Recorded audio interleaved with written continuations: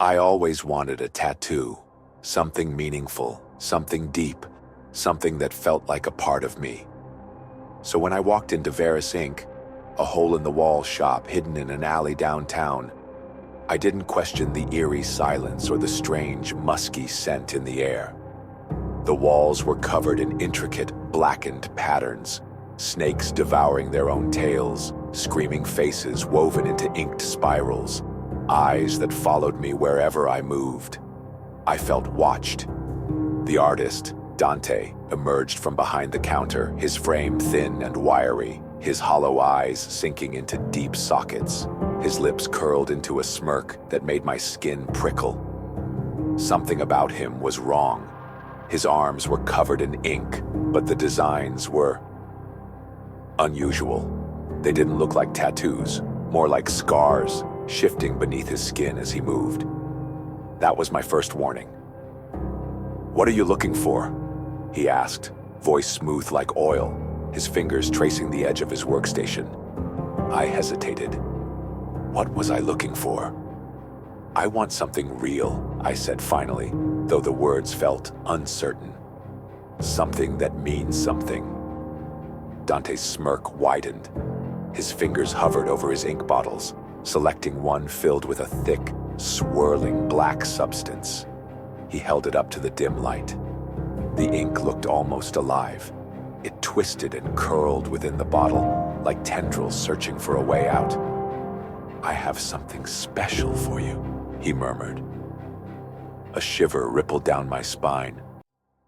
Still, I sat in the chair. That was my second warning. Dante's hands were cold as he positioned my arm, his fingers pressing into my skin longer than necessary. The needle buzzed to life, a sharp mechanical hum filling the silence. The moment the needle touched me, I felt it. A deep, consuming cold. Not the usual sting of a tattoo. This was something else. Something that slithered beneath my skin, coiling through my veins like ink in water. My vision swam. The shop seemed to pulse around me, shadows stretching across the walls, shapes warping. The screaming faces in the designs seemed to shift, their mouths widening. Dante hummed softly, a low, vibrating tune that made my teeth ache. His breath was warm against my skin, though his fingers felt ice cold. I wanted to stop him, to pull away, but my body felt heavy, rooted to the chair. How long had I been sitting here? I tried to lift my head, but the motion felt slow, sluggish. Something was wrong. Then suddenly, done. The buzzing stopped. The shop was still again. The walls weren't moving anymore. The screaming faces had returned to ink. Dante sat back admiring his work, but I couldn't shake the feeling that I had lost something. My skin tingled. I looked down. The tattoo was beautiful. Deep black, intricate, curling across my arm like a serpent made of smoke. But something about it felt wrong. I pressed my fingers against the fresh ink. The skin was raised, almost like a scar. It was warmer than the rest of my body. And for a split second, I swore it moved. That was my third and final warning. That night, the itching began. Not just a regular itch, this was deeper. A crawling, burrowing sensation under my skin. I scratched until my arm was raw, but it wouldn't stop. I turned on the bathroom light and checked my arm. The tattoo moved. The intricate black sigil I hadn't chosen pulsed, shifting like a living thing. I swore I saw tiny hands pressed against the inside of my skin. I stumbled back, heart hammering, breath ragged. Then the whispering started. At first it was faint. A hiss, a breath, a voice calling from inside. I clamped my hands over my ears, but the whispers weren't coming from the room. They were coming from inside me. I told myself I was imagining things, that the ink was just settling. But in the morning I noticed something worse. I looked older, just slightly, barely noticeable. But my skin was duller. my eyes heavier, as if something had been taken from me. Over the next few days, I felt myself draining. It wasn't just exhaustion. It was deeper, like something inside me was leaking out, bit by bit. I tried to ignore it at first, blaming work, blaming stress. But the signs were there. My body grew weak, my thoughts sluggish. I would catch myself staring at nothing for minutes at a time, my brain feeling like it was wrapped in thick fog. Simple tasks, tying my shoes, pouring coffee, felt like they took more effort than they should.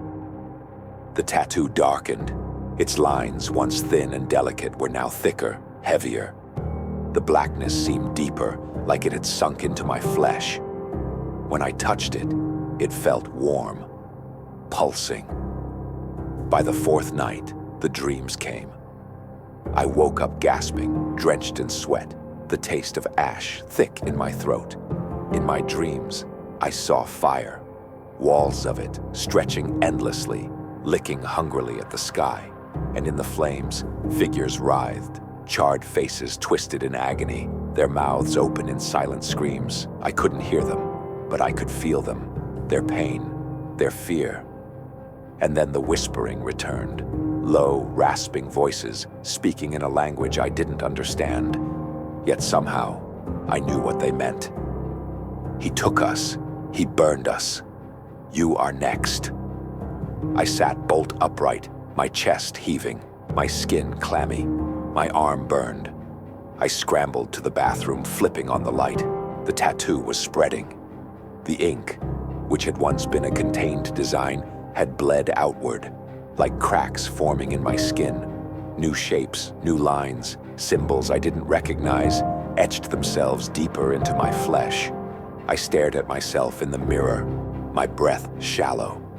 Something was wrong with me. Then I noticed my reflection. My face was hollow, drained.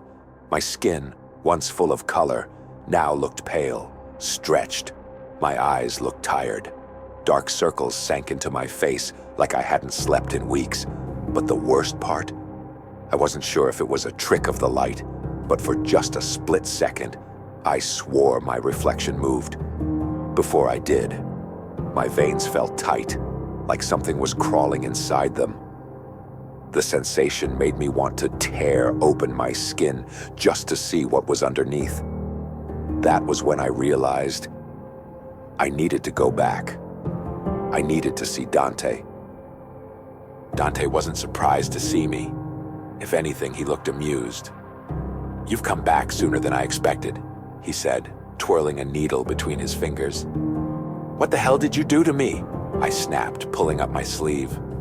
The tattoo pulsed like an infection, the skin around it gray. He chuckled. "It's not what I did. It's what you agreed to." I hadn't agreed to anything. But before I could argue, he moved, swift and silent, closing the door behind me, locking it. "You think ink is just ink," he murmured. "This is life." I saw it then, jars on his shelf, jars filled with black ash, some labeled with names, names of people who weren't alive anymore. The room seemed darker, the air thicker. My head swam. I took a step back, but Dante was faster. He moved toward the shelf, running a finger across the jars like he was selecting a wine. "Do you know what tattoo ink is made of?" he asked casually. "Some use plants, some use charcoal." He picked up a jar, held it up to the dim light. The ash inside shifted, as if something stirred within. "And some use the dead." My stomach dropped. "What the hell are you talking about?" He sighed, almost disappointed. "Your ink came from someone very special." My pulse thundered. I felt trapped, boxed in. The jars seemed to watch me. "I don't want this." My voice shook. "Take it out." Dante smiled, a smile with too many teeth. "Oh, you don't understand. It's not just inside you." He stepped closer, whispering, his breath cold against my ear. "It is you." The jars behind him rattled, and for the first time I realized The names on the jars were fading. Dante pulled out a worn, blood-stained book. The pages looked old, too old. The symbols burned into them shifted as he flipped through them. "This ink, it's special," he whispered. "It's made from them." I backed away. "Who?" "The ones before you," he said, grinning. "People who gave themselves to me, or rather, people I took." He traced the sigil on my arm. "And now you're part of it, part of me." The room darkened. The walls seemed to shift, and the smell of burned flesh filled my lungs. The tattoo writhed, drinking from me. I was dying. I stumbled back, my vision blurring as the air grew thicker, heavier. It felt like the room itself was closing in around me. "I never agreed to this," I rasped, my voice barely above a whisper. Dante merely chuckled. He ran his fingers over the book's weathered cover, tracing the symbols with reverence. "You did, though." He turned a yellowed page, revealing something that made my blood run cold. There, in dark, aged ink, was a list of names. Some were faded, erased from time. Others were fresh. My name was among them. Dante followed my gaze and let out a low, humming laugh. "It's a contract, you see. A bond sealed in blood and ink." He gestured toward the book. "Those who receive the mark become a part of the art." I shook my head.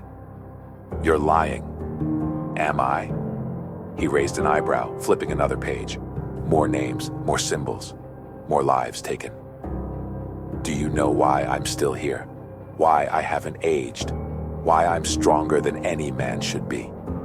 He gestured toward the jars on the shelf. The ash shifted again, like it was breathing. "Because of them. Because of the sacrifice."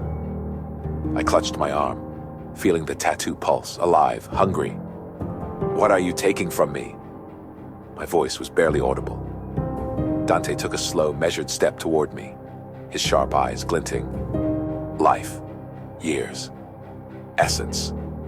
He tilted his head. "Every mark I give takes a little more. And when there's nothing left, you join the others." I was shaking. The room seemed to sway, the shelves shuddering as if something moved within them. "I won't let you." I stepped back toward the door. Dante let out a low chuckle. "It's not about letting me. It's already done." The tattoo burned. I looked down in horror as the ink spread, spindly lines crawling up my arm like roots digging into my flesh. My fingers twitched against my will. Dante watched, amused, as my skin grew grayer. "Every piece of art requires sacrifice." He whispered the words like a prayer. The names on the shelf began to fade. The ash stirred, and the whispers in my head grew louder. Dante walked to a large stone basin in the back of the studio. The ink inside was thick, black, shimmering, breathing. It was alive. "You think I just kill for pleasure?" he asked, rolling up his sleeve. "No, I take what's needed. And in return..." His arm was covered in tattoos, but they weren't normal. The ink moved, shifting, twisting, forming new shapes before my eyes. Screaming faces appeared and faded away. I live. That was when I saw them, faces in the ink, trapped, screaming. His victims weren't just dead, they were inside him. I stumbled back, my head spinning. The air in the shop had turned thick and heavy, almost oily. My lungs burned, my breath shallow. "What the hell are you?" I rasped. Dante smiled, rolling his sleeve higher. The moving ink stretched across his entire arm, his shoulder, his neck. A man who made a deal. His fingers brushed the stone basin, and the ink rippled. Faces surfaced, eyes wide, mouths open in silent terror. He ran his palm over the textured surface, fingers tracing markings cut into the stone. Symbols, old and unfamiliar. Long ago, there were men who understood the power of blood and flesh, Dante continued. His voice was low, hypnotic. men who sought immortality. He motioned toward the ink, and it shifted again. The faces twisted, contorting into new shapes. But to live forever, they had to make a sacrifice. The ink rolled like a living thing, forming dark, twisted figures. A piece of their soul, in exchange for life. I shook my head. That's insane. Dante chuckled, stepping closer. The shadows around him seemed to stretch, crawling across the floor. Is it? Look at me. Do I look like a man who should still be alive? My stomach dropped. I had assumed he was in his 30s, maybe 40s. But now, standing under the dim, flickering light, I saw it. His eyes held centuries. His skin, where it wasn't inked, looked wrong, like something that had been stretched too many times. They gave me the secret. He gestured toward the book of names. In exchange for more souls. My body tensed. I knew then what I had become, what he was turning me into. You're using us. You're feeding it. Dante laughed, a deep guttural sound. You're starting to understand. The ink in the stone basin began to boil. The faces inside pressed against the surface, eyes rolling back, mouths wrenched open in soundless wails. Dante lifted his hand and placed it on my shoulder. A jolt of agony rippled through me. I won't let you take me. I shoved him back. His lips curled into a sneer. You think you have a choice? The ink in the basin surged forward. I turned, running for the door. Behind me, the whispers morphed into screams, and the ink kept crawling after me. Dante had done this for years, tattooing his victims with his special ink, binding their life force to himself, stealing their essence. They wasted away while he thrived. Your time is almost up, he said, voice smooth, but I can offer you a choice. I already knew what it was. Join him, or die. I stood there, my breath ragged, my limbs heavy. The ink on my arm pulsed, a parasite sucking the life out of me. My skin had grayed, my veins darkening like they were filling with something else. Dante watched, his gaze hungry. You feel it, don't you? He gestured at my arm, tilting his head like he was admiring his work. It takes and takes until there's nothing left. My mouth was dry. What do you want from me? Dante smiled. A decision. He stepped toward the stone basin, running his fingers along the edge, black ink dripping from his skin. There are two paths before you. His voice was low, almost gentle. The first, you give in. Let the ink consume you. Join me. You become the artist, not the canvas. You take what you need. You never grow old. You never die. He spread his ink-stained hands. Or you let it take you completely. I swallowed hard. And then, his smile widened. Then you become a part of the work. I glanced at the basin, at the faces trapped within. The ink boiled, twisting. I saw eyes, teeth, hands pressing against the surface. A chorus of silent screams. The victims he had taken, the ones before me. The choice is simple, Dante whispered, stepping closer. Live forever or become the next piece in my collection. My heart slammed against my ribs. How does it work? My voice cracked. Dante chuckled, circling me like a predator. It's all about the ink. He gestured toward the jars on the shelf, the ones filled with ash. Every person who wears my ink gives me a piece of themselves. He tapped his own tattoos, the black lines shifting.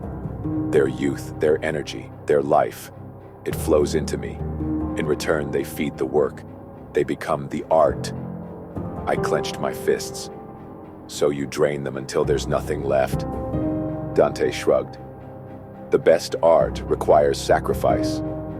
I wanted to vomit. I could feel it now. The ink in my skin pulling at me, feeding on me. My body was weaker, my head heavy. I was running out of time. Dante watched me with amusement. Decide quickly. The ink doesn't wait. I looked at my hand, my fading reflection in the mirror. I had to choose. I refused. I ran. But the ink was already inside me. It was too late. My legs buckled, my lungs burned, my vision blurred. I stumbled through the darkened shop, knocking over jars of ink as I clawed for the door. The room warped around me, the walls breathing. The ink on my skin pulled me back, my body fighting against itself. I made it 2 steps from the exit before my knees gave out. The world spun. The last thing I saw was Dante's smiling face looming over me. "You'll come around," he whispered. Then, darkness. I woke up in the basement. My head was pounding, my vision blurry. My arms and legs felt heavy, weak, like my blood had been drained. I tried to move, but I couldn't. Thick leather straps bound me to a cold metal table, holding my wrists, ankles, and chest in place. My fingers twitched, but even that small motion felt like it took every ounce of strength I had left. Surrounding me, shelves lined the walls, jars filled with ink, black, swirling, shifting in the dim light. I wasn't alone. A shadow moved, stepping into the faint light of a single hanging bulb. Dante. His eyes were sharper now, brighter, almost glowing. "You're awake. Good." His voice was smooth as ever, but there was a hunger in it now, a hunger I had never heard before. He held a blood-stained book in his hands, flipping through its yellowed pages. I tried to speak, but my throat was dry, raw. Dante didn't seem to care. He continued flipping, his fingers tracing the twisted symbols. "Do you know what happens next?" I gasped, straining against the straps, but my limbs were useless. Dante reached the final page. He placed one hand flat against my chest, right over my heart, and then I felt it. A tug, something ripping inside me. I screamed. The ink on my arm pulsed, surged, writhed like a living thing. The pain was unlike anything I had ever felt. It wasn't just physical. It was deeper, pulling at something I couldn't see. Dante murmured under his breath, a chanting, guttural language I didn't understand. The ink began to move. Lines lifted from my skin, pulling upward like threads unraveling. But they weren't just ink. They were me. I saw my own essence, my own soul being drawn out. The air grew thick, humid, humming with energy. The jars of ink rattled on the shelves, their contents boiling, shifting. Dante's grin widened. "You feel it, don't you?" he whispered. "The moment between life and art, the moment you become something more." I felt like I was drowning. The ink coiled around my body, threads of black wrapping around my chest, neck, face. It was stealing me. I struggled, but the more I fought, the weaker I became. Dante leaned in close, his breath cold against my ear. "Stop fighting it." I couldn't breathe. The ink was inside me. The world faded. And then I fell into darkness. I don't remember how long I was under. When I woke up, I felt empty, not just tired, hollow. My head throbbed. My limbs were weightless. I tried to sit up, but my body was foreign to me. Dante sat across from me, his skin glowing, his tattoos darker, stronger. He exhaled slowly, satisfied. "You survived. Not many do." I barely heard him. Something was wrong. My hand trembled as I lifted it, looking at my arm. The tattoo was different, the edges sharper, more intricate. The ink seeped into my veins, no longer sitting on the surface. It had become a part of me. I opened my mouth to speak, but a whisper slithered out instead. Not my voice, not mine at all. Dante watched me, pleased. He handed me something small, cold, a needle, a jar of ink. The black swirled inside, faces pressing against the glass. They whispered. They begged. Dante leaned in, his voice low, certain. "You're part of this now. and it's your turn to bring the next one in. I stared at the ink in my hands, the faces inside, and then I smiled. Thank you so much for listening to this story. Click the bell icon so you never miss any new content. Stay tuned for more creepy stories coming soon. If you enjoyed this glimpse into the dark, subscribe for more.